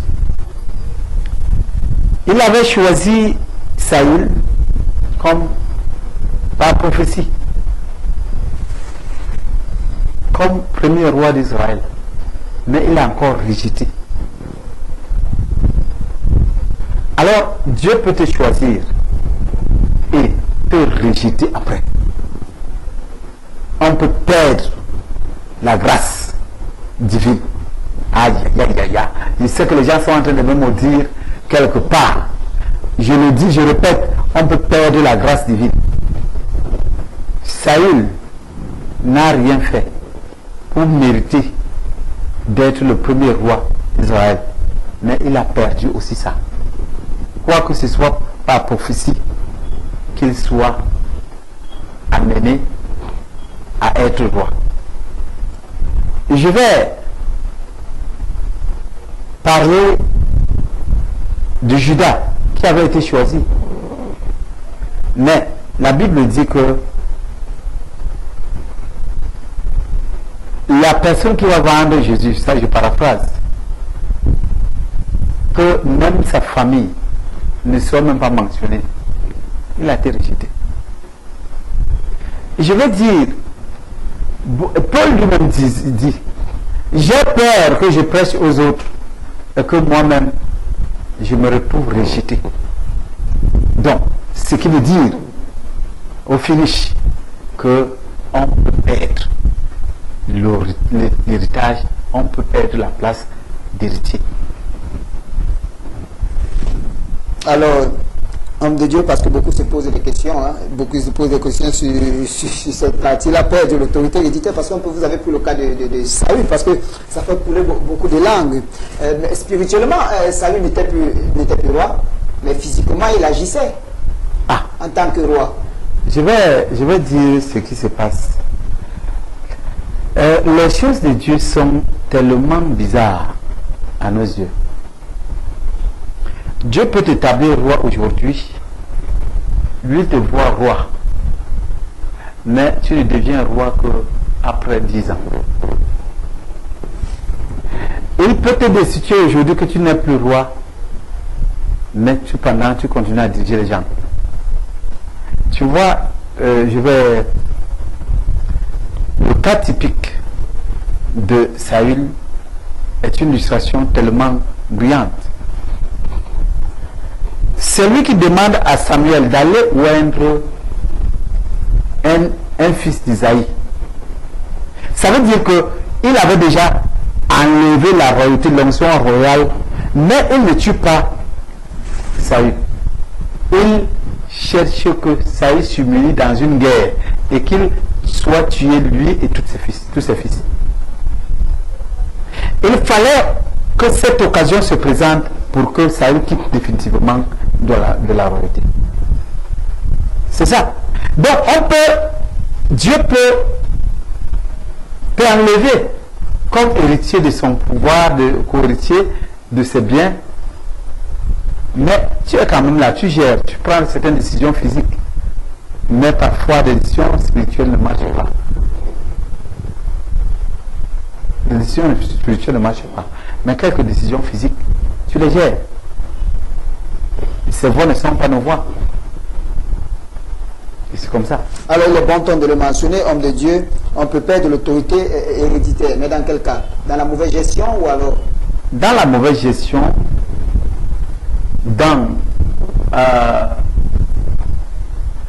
la séparation d'avec Dieu, que tu n'associes pas Dieu dans ta gestion, dans l'alliance, l'infidélité, tu fais alliance avec certaines forces qui se combattent Dieu, dans certaines alliances avec certaines personnes qui combattent Dieu, ou bien qui sont de l'autre côté, alors tu peux perdre l'autorité que Dieu a donnée. Alors, homme de Dieu, dans les éditions précédentes, vous avez parlé de cet héritage dont le testateur est divin. Oui. Alors, cette autorité que Dieu confère à ses enfants ou à ses fils est de même aussi limitée. Bien sûr. Bien sûr. Je veux dire, j'ai coutume de dire, il n'y a pas de liberté absolue dans ce monde. Tu es libre relationnellement ou bien proportionnellement ou relativement. Tu es libre relativement, je voudrais dire. Si tu es libre, que tu n'es pas en prison, ça ne veut pas dire que tu es libre de rester sans te laver. Hein? Je ne comprends pas. Ça ne veut pas dire que tu es libre de rester sans entretenir ton corps. Entretenir ton corps, oui. Tu ne peux pas dire que tu es libre de ne pas manger. Tu es contraint. Tu dois manger. Si tu ne manges pas, tu vas mourir. Si jamais tu ne demandes avis à personne, un jour tu vas demander avis à quelqu'un. Donc, toute liberté a des restrictions, a des limites. C'est ça. Et il faudrait que les gens comprennent qu'il n'y a aucune liberté absolue ou aucun pouvoir absolu. Non. Non. Il n'y a que Dieu seul qui détient le pouvoir absolu. Tous ceux qui sommes sur la terre, nous avons des pouvoirs limités. Même quand on dirait le pouvoir, le président de la République a un pouvoir absolu sur le peuple. Ah oui. Si le peuple déserte aujourd'hui, nous tous nous partons au Gabon. Où va rester le gouverneur qui est ici? Hein? Il reste le président de quel peuple? Hein? Et déjà que homme de Dieu, déjà qu'il faut que les frontières soient ouvertes pour qu'on aille. Mais attends, je dis ceci. Les gendarmes, les citoyens. Non, il y a le pouvoir absolu, non? Bon. Il ferme ces frontières au travers de qui? Des hommes. Bon, ces hommes-là disent, bon, nous, on déserte, on part au Gabon. Nous tous, par exemple, le cas du Cameroun aujourd'hui. Il va rester, ça veut dire que, pour qu'il soit président là où il est là, il faut qu'il y ait les hommes au Cameroun. C'est ça, non? Donc, son pouvoir est limité à la présence des hommes au Cameroun et à l'acceptation. Maintenant, deuxième limite, c'est qu'il faut que les gens acceptent que ce soit lui qui dirige. Comme tout récemment, on a eu les élections présidentielles ici. Si le peuple disait non, ce n'est pas lui. Même si les gens disent non, il y a eu mascarade électorale, il y a eu... Bon, ça veut dire que la majorité de ceux qui voulaient qu'il soit là a primé sur ceux qui ne voulaient pas qu'il soit là. Donc ils avaient les moyens, même s'ils étaient minoritaires, ils avaient des moyens de truquer. Hein? C'est ça, non? Donc ça veut dire que la majorité veut qu'il soit là. Et c'est pourquoi il est là. Dans un pays où la majorité ne veut pas qu'il soit là, je ne sais pas quelle alchimie il va faire. Parce que il est gardé par les gardes présidentiels. Ce sont les hommes qui ont des villages, qui ont des familles, qui sortent de quelque part. Les militaires. Et il suffit que tous ces gens disent que non, nous ne voulons plus. Est-ce que c'est encore là? Non, il ne sera pas là. Donc, le pouvoir, il n'y a aucun pouvoir absolu. Le pouvoir est toujours relatif par rapport à la volonté des hommes concernant ce que les gèrent. Leur acceptation est une pièce maîtresse. C'est le carburant du pouvoir des gérants. Si ce pouvoir, ce carburant-là finit dans le réservoir, l'avion va cracher. ça va tomber. Ça ne pourra plus marcher. Ou la voiture va s'arrêter. Donc, je voudrais humblement reconnaître que le pouvoir des hommes, c'est Dieu, l'autorité des hommes, c'est Dieu qui gère ça. Et même le pouvoir héréditaire, c'est Dieu qui gère ça dans le cadre où on choisit qu'il nous gère. Ou bien c'est Satan qui gère dans le cadre où on demande qu'il nous gère. Voilà, vous êtes en direct de Média 2 et l'émission que vous êtes en train de suivre, c'est comme ça s'affiche au bas de votre petit écran, c'est bien sûr les ondes de la thématique de ce soir. Elle parle de l'autorité héréditaire. L'invité que nous avons, que vous voyez, l'homme de Dieu, le pasteur Israël, c'est le berger du ministère des sacrificateurs en Jésus-Christ, ce ministère qui est situé entre la chapelle Manguier et le carrefour à Alpha. Aujourd'hui, nous parlons d'une thématique qui n'est pas la moindre, si on peut dire ainsi, parce que ça fait couler beaucoup d'encre, non seulement dans la société, dans les familles, dans le monde entier. Et nous tenons à vous rappeler que vous pouvez nous suivre directement sur ce lien dont je vais vous donner directement, www.connectic.tv. Alors vous pouvez entrer dans votre moteur de recherche et vous allez voir la chaîne Média 2, vous cliquez dessus et vous pouvez nous suivre directement sur votre smartphone, sur votre téléphone intelligent ou Android. Homme de Dieu, nous sommes toujours sur cette même thématique et en rappelant aussi que le standard est déjà ouvert. Les numéros qui s'affichent au bas de votre petit écran sont les numéros par lesquels vous pouvez nous joindre directement à l'émission par votre expertise sur la thématique, par une question, par un témoignage ou alors pourquoi pas par une demande de prière à l'homme de Dieu ici présent, et le Seigneur va encore se manifester. Homme de Dieu, nous revenons à cette thématique qui fait couler beaucoup d'encre, surtout, si on va parler aujourd'hui, vous êtes homme de Dieu dans le ministère, parce que beaucoup usent, et si on peut parler d'usurpation des titres, beaucoup usent de cette autorité pour mater les brebis. Oui.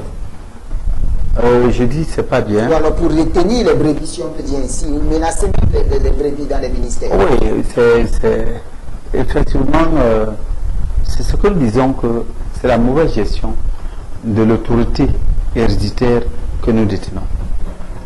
Les brebis ne sont même pas les brebis d'un pasteur, les brebis sont les brebis du Seigneur. Alors, brandir les menaces contre les brebis, c'est la mauvaise gestion de l'autorité. Mais cependant, je n'ignore pas aussi qu'il y a les envoyés dans le ministère pour mettre l'anarchie, pour tendre les pièges et pour semer beaucoup d'autres désordres. Et à cela, le Seigneur peut demander qu'on maudisse, ou bien même sans le maudire, il a hérité. Il y a les gens qui parcourent le ministère parce qu'ils ont semé un problème ici, sont quittés, ils ont semé ici, sont quittés, ils ont semé ici, ils sont quittés, ils ont semé ici. Et par là, on ne les connaît pas. Ils croient qu'on ne les connaît pas, mais si c'est le même esprit, si c'est Dieu qui a nommé, qui a délégué son pouvoir à cette autorité-là, il peut partir. J'ai eu une fille comme ça, qui trompait les hommes de Dieu. Lorsqu'il est malade, il vient chez les hommes de Dieu. On prend même le risque. D'autres ont même failli faire la prison à cause de... Quand elle finit seulement, elle guérit. Quand elle a des problèmes, les hommes de Dieu prennent et tout. Alors, un jour, elle vient chez moi. Voilà. Ne me disant pas ce qu'elle a déjà fait aux hommes de Dieu. Mais on a prié, le Seigneur n'a pas voulu exaucer. Parce que c'était sa fin. Il avait trop mal remboursé, comment on appelle, ingrat envers Dieu et envers ses serviteurs, que la dernière fois, quand on priait, Dieu nous a dit qu'il n'exauce pas et qu'il est mort. Je connais une autre personne qui faisait des problèmes tellement graves dans un ministère, finalement elle est morte. Donc c'est que il y a des choses on ne joue pas surtout avec l'Église. Parce que l'Église a une autorité. Qu'elle dise quelque chose ou non, si tu as agi mal contre l'Église, même nous les serviteurs de Dieu qui agissons, si nous agissons mal contre l'Église, ça nous rattrape. C'est ça le problème. C'est ça. Merci homme de Dieu, parce qu'il est bon temps de savoir, parce qu'aujourd'hui les brebis sont tellement calés de peur de désobéissance. Ils ont peur de désobéir à cette autorité-là. Non, la désobéissance même n'est pas bien. Dites qu'ils ont peur de pratiquer ce que la Bible ne voudrait pas. Voilà, c'est ça le problème, c'est que la désobéissance, ça veut dire que tu ne veux pas faire ce que quelqu'un te demande de faire, même quand c'est bon. Quand c'est bon, oui. Même quand c'est bon. Donc, mais la désobéissance dans le sens où tu refuses de faire ce que Dieu ne veut pas, ça veut dire ce n'est pas la désobéissance, mais c'est la fidélité envers Dieu qui t'amène à ne pas faire ce que les hommes t'amènent à faire si c'est contre Dieu. Par exemple, si tu es dans un ministère où un pasteur te demande va te prostituer à condition d'apporter l'argent et mettre dans le panier, c'est pas bien. C'est pas bien. Hein? Ne serait-ce que ça. Et les autres. Parce qu'il y a certains domaines que je ne veux pas entrer. Si je rentre là maintenant, ça va faire. On ne va pas sortir. Homme de Dieu, nous revenons. Vous avez parlé de cette autorité qui vous confère la condamnation des maladies, ni même la manifestation des poisons dans votre organisme. Est-ce que c'est l'apanage de tous? Oui, c'est tout. Partant même des enfants. Je vous ai dit, il y a 3 ou 4 dimensions d'hommes sur la terre. Il y a les créatures de Dieu qui peuvent décider de devenir enfants de Dieu ou de devenir enfants de Satan. Alors quand tu deviens enfant de Dieu, déjà, à partir de la dimension d'enfant de Dieu, tu peux déjà avoir toute cette immunité que j'ai citée. Et toute cette autorité de faire n'importe quoi là, de guérir les maladies. Moi, le premier miracle que le Seigneur fait par moi, je ne connaissais même pas prier, je n'étais pas encore baptisé. Non, j'étais baptisé, mais j'étais baptisé, oui. J'étais baptisé, mais je ne connaissais pas encore bien prier. J'avais seulement une ferme conviction que Dieu existe. Je partais à l'église. Et le premier miracle, c'était la résurrection d'une personne qui était morte. Donc, partant déjà de l'enfant, que tu ne maîtrises même pas encore bien Dieu, tu as déjà l'immunité et l'autorité nécessaire qui est citée ici. Alors, quand tu finis, tu montes à fils, tu gères encore cette autorité. Parce que quand tu deviens fils de Dieu, tu commences à préserver le nom de Dieu. Tu ne voudrais pas que tu te fais du mal pour que le nom de Dieu ne soit pas blasphémé. Ça veut dire que tu connais déjà la valeur de ton Dieu, de ton Père, qu'il n'a pas le droit d'être foulé aux pieds, foulé dans la boue. Quand tu deviens donc Dieu, donc il y a créature de Dieu, enfant de Dieu, fils de Dieu, et puis Dieu.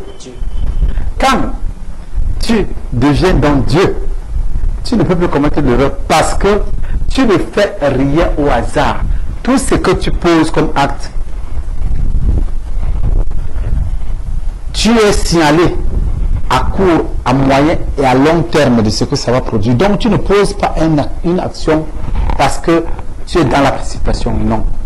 Tu vas poser une action dans les délais, le temps, les circonstances et même les moments.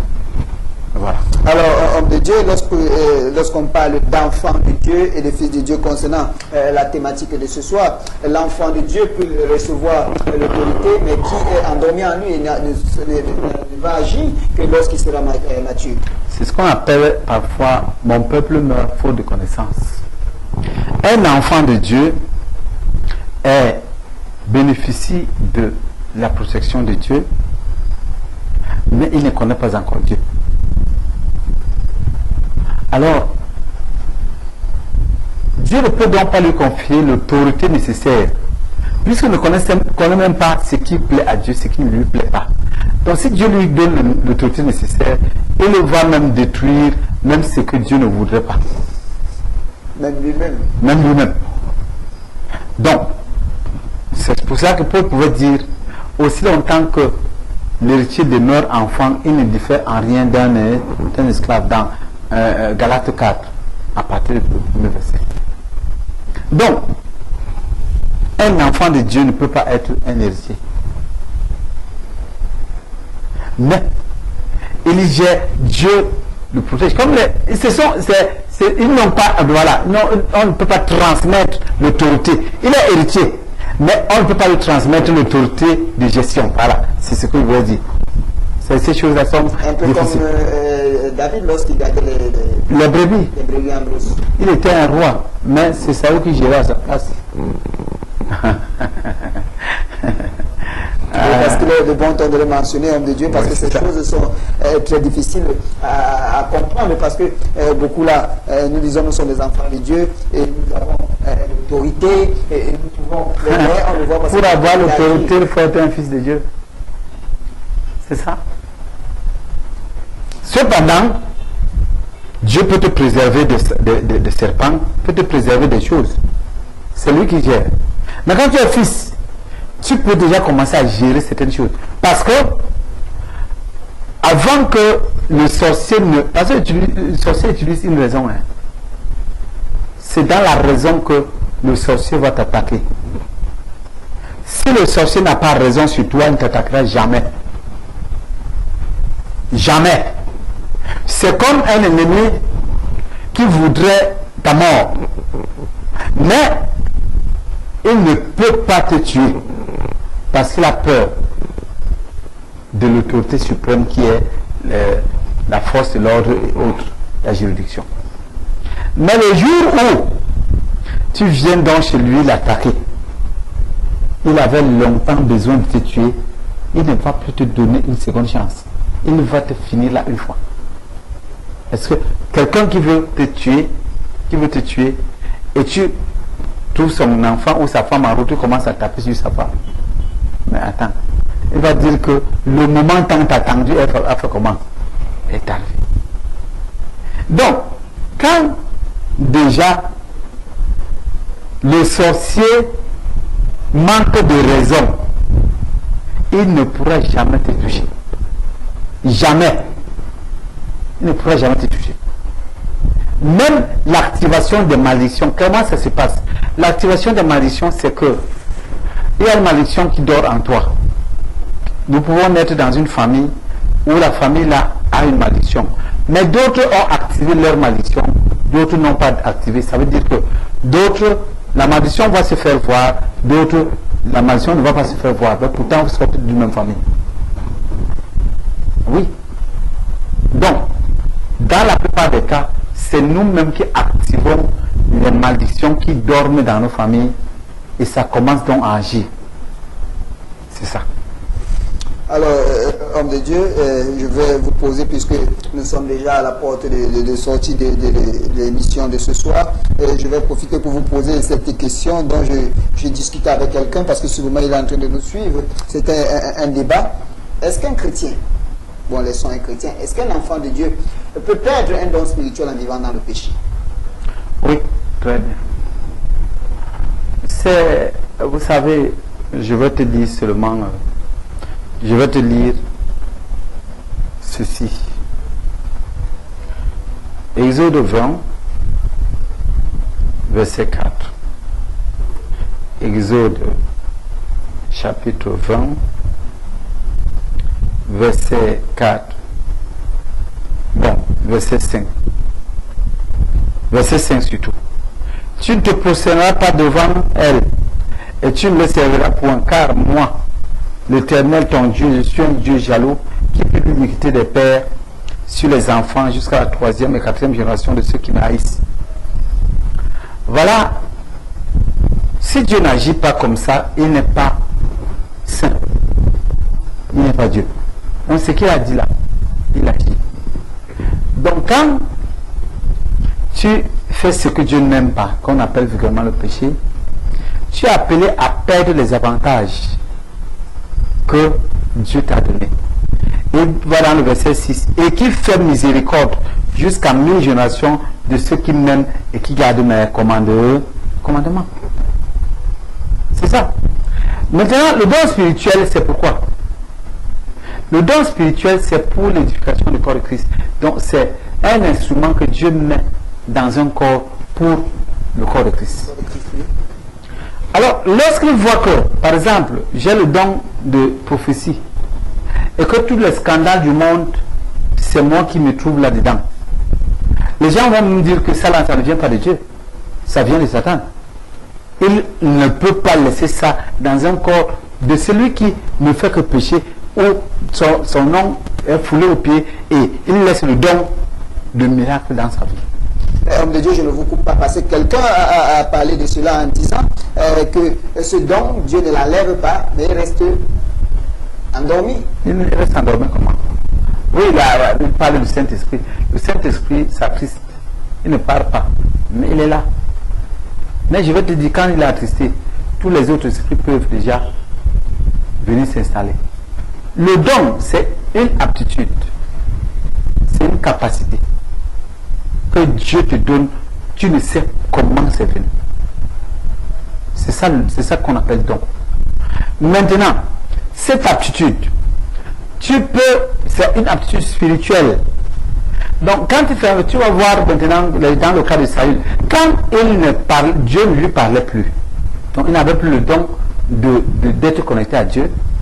Il est parti voir les nécromanciens. Un nécromancien, je veux dire, pour essayer de consulter le nécromancien pour lui dire si demain il va gagner la guerre ou non. Hein? C'est ça.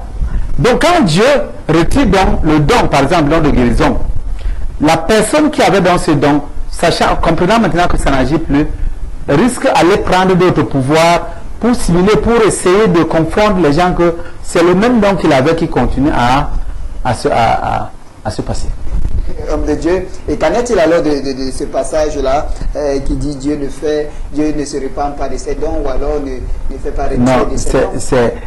Ce sont les observations. Vous savez, j'ai un problème avec les contextes bibliques. J'ai un problème. Parce que les gens prennent les contextes bibliques comme si c'était une théorie. Pas une théorie, qu'on appelle ça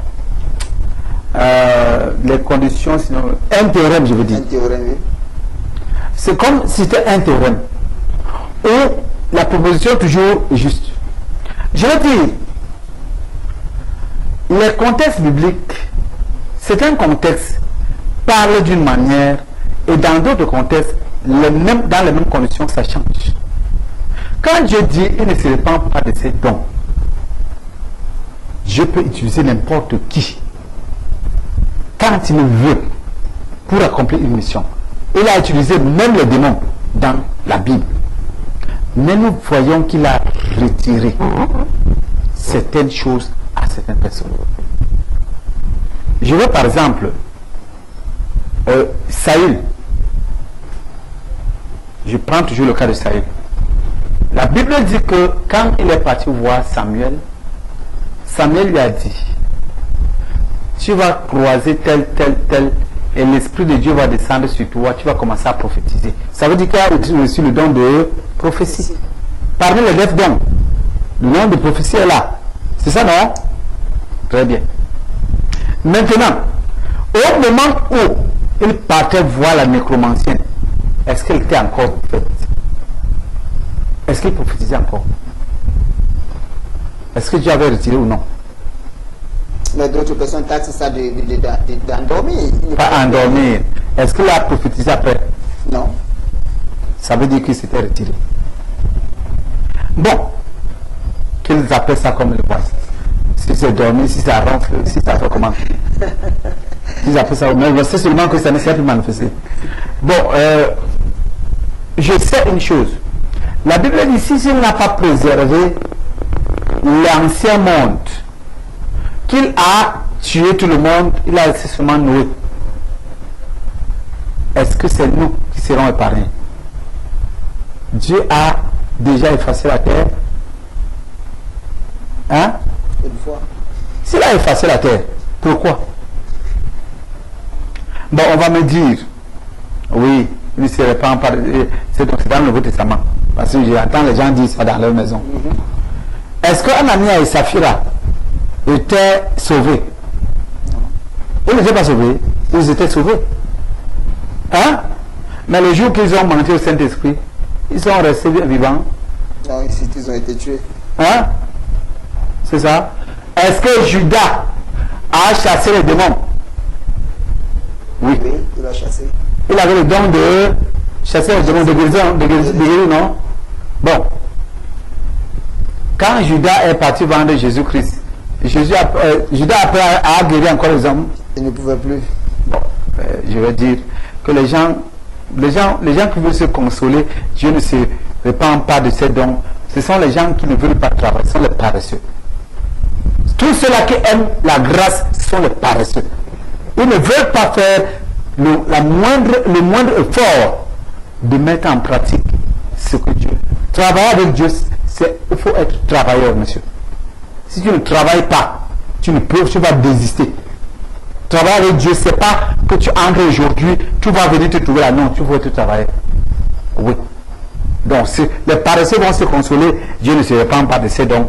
Et c'est seulement un don. Bon, j'attends quand ça va se réveiller. Quelqu'un pouvait dire, quelqu'un pouvait dire, la vraie magie, c'est le travail. Voilà, nous devons travailler. Homme de Dieu, nous sommes à la fin de notre rencontre de ce soir. Alors, vous avez toujours un dernier mot à dire pour tous ceux-là qui sont en train de nous suivre. Voilà, je voudrais dire aux gens, je vais finir jeudi. Et pour tous ceux-là qui peuvent venir m'accompagner dans la fin de ce jeûne, ils seront les bienvenus. Pour ceux-là qui peuvent m'encourager, ils le feront bien. Pour ceux-là qui vont prier pour moi, ils feront toujours bien. Et j'ai fini mon temps de pénitence. Je vais redevenir comme tout le reste du monde à partir de jeudi à minuit. Donc, mercredi, la nuit de mercredi à minuit, je serai déjà libre de manger même le porc, même n'importe quoi. Mais malgré que quand je sors comme ça, je ne mange même pas. C'est ça. Je mange, mais je ne mange pas comme le cœur me dit. Alors, c'est ça. Et que les gens viennent profiter de ces instances. Parce que beaucoup de choses se passent. Autre chose, cette émission, que les gens nous encouragent. Je n'ai pas dit qu'ils viennent donner l'argent, mais qu'ils nous encouragent au moins avec leur témoignage en direct. Mais qui ne gardent pas les gens m'envoient les témoignages. Moi, je ne vais pas témoigner ici pour quelqu'un. Oui. Ça va paraître comme si j'invente quelque chose. Donc, que les gens viennent elles-mêmes témoigner les bontés de cette émission, ce que Dieu fait au travers de cette émission. Et nous recevons les mardis et les samedis. Appelez à ce numéro que vous voyez au bas de votre petit écran. Vous serez servi. Que Dieu vous bénisse. Je vous laisse avec Christ. Voilà, nous vous disons merci. Ce soir, il était question de l'autorité héréditaire. Et il est bon de savoir, parce que l'homme de Dieu a parlé de la gestion de l'autorité. Alors, il est bon de savoir que dans cette gestion de l'autorité, ce n'est pas pour nous, mais c'est pour les autres. C'est pourquoi nous recevons cette autorité-là. Alors, nous allons nous retrouver lundi, lorsqu'il sera 19h. D'ici là, portez-vous bien et restez toujours scotchés sur les programmes de Média 2, la chaîne de tout ce qu'elle a de l'essentiel et toujours au service du peuple. Que le Seigneur nous bénisse.